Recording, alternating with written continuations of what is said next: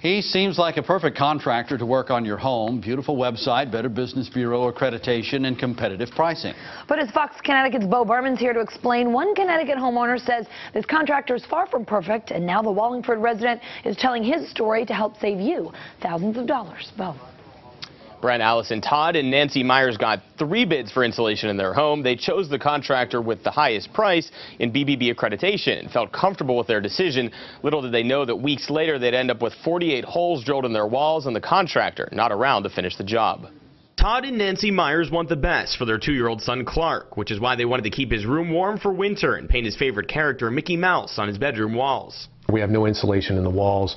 It gets pretty cold in the winter, especially in our back 2 bedrooms. So they Googled insulation, checking out websites, calling contractors, eventually getting 3 different estimates. The highest was from John Pearson, whose company Advanced Insulation Concepts had a sharp website. Pearson said he was accredited with the Better Business Bureau. The BBB logo and words accredited business even printed on his business card. We felt good about the product he was going to use, and we felt good about his Better Business Bureau accreditation. So the Myers went forward, figuring you get what you pay for, signing a contract on March 6th for Pearson to inject foam insulation into their walls. Total cost, $4,200. The project's supposed to start March 19th and be completed March 26th. But Pearson didn't show up until April 2nd, drilling holes in the Myers walls. That same day, the couple realized there might be some holes in his story. He then claimed that his equipment was malfunctioning. You know, we had to actively pursue him to get an answer of when are you coming back to actually finish the job. But the only thing Pearson appeared to be finished with was talking to the Myers. First came email excuses, then call after call. Texts and emails went unanswered until Pearson finally agreed to finish the job on April 10th. He sends us an email at 7:30 in the morning saying, sorry, I'm not going to come. My equipment's still malfunctioning. I will not be finishing the job. Becoming suspicious of Pearson's company, the Myers called the Better Business Bureau, only to learn that despite its A rating, AIC is not an accredited business. We told the BBB about Pearson's accreditation claims. The man is not BBB accredited. He's not allowed to say he is. Or printed on his business card. So we called Pearson to find out what was going on, and after he promised a refund to us over the phone, came a harder question. On your business card it says that you're BBB accredited, but that's not true. John? In a second call that day, April 24th, a month after the job was supposed to be completed, Pearson dialed our number. You're right, I haven't called them since Friday, which I will do today. I'm going to call Todd directly. Are you willing to give them a refund?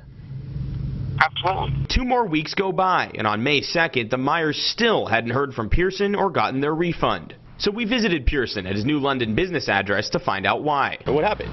I called them. They said you have not called them for, it's been 2 weeks since they've heard from you. 2 weeks. Are you going to give them a refund?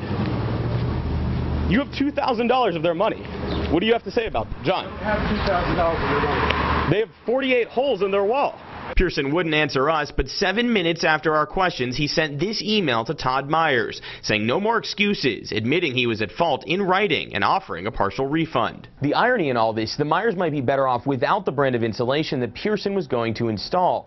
That's because according to the brand's website, the product contains formaldehyde, a chemical which can cause nausea, skin irritation, and according to some studies, has been shown to be a carcinogen. So this is our office here. And it's illegal under Title 29, Chapter 541 of the Connecticut General Statutes, which prohibits use of formaldehyde insulation. This might very well be within the purview of consumer protection as well as the Attorney General's office. For the Myers, still waiting for the refund of their $2,200 deposit, and with Clark's room still unfinished, it's been a headache, but also a lesson in how to insulate themselves from questionable contractors. You got to double check on these people.